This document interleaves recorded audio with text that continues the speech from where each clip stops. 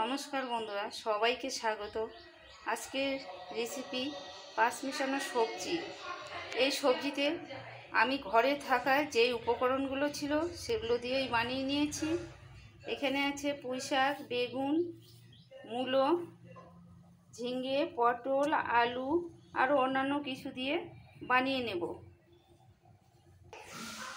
আমি গ্যাসে কড়াই বসিয়েছি। কড়াই গরম হয়ে গেছে। দিয়ে দেব তেল।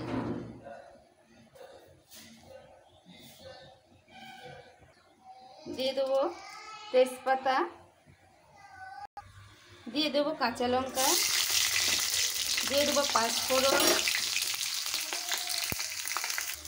কেটে রাখা পটলগুলোকে একসঙ্গে ভেজে নেব। এভাবে কেটে নিয়েছি আমি। দিয়ে দেবো সামান্য লবণ, দিয়ে দেবো সামান্য হলুদ। পটলগুলোকে ভাজার জন্য দিচ্ছি। পটলগুলো আমার খুব সুন্দর করে ভাজা হয়ে গেছে। এবারে দিয়ে দেবো কেটে রাখা সবজিগুলো। সব সবজিগুলো দিয়ে দিয়েছি। আমার ঘরে মিষ্টি কুমড়ো নেই, তাই দিতে পারলাম না। মিষ্টি কুমড়ো দিলে বেশি টেস্ট হয়। দিয়ে দেবো স্বাদ মতো লবণ, দিয়ে দেবো হলুদ গুঁড়ো। এবার নেড়ে চেড়ে 10 মিনিটের জন্য ঢেকে দেবো। সবজিগুলোকে সেদ্ধ করার জন্য দিয়ে দেবো সামান্য জল, দিয়ে ঢেকে দেবো। এবারে ঢাকাটা খুলে নিলাম। 10 মিনিট পর নেড়ে চেড়ে দেবো। এবারে বাটা মশলা দেব,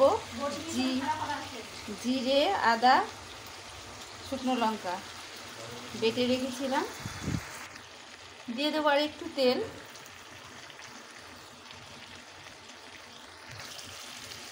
দিয়ে দেবো স্বাদ মতো চিনি। চিনি না দিলে টেস্ট আসবে না পাঁচ মেশানো সবজিতে। সবজিটা আমার রেডি। এবার নামিয়ে নেব।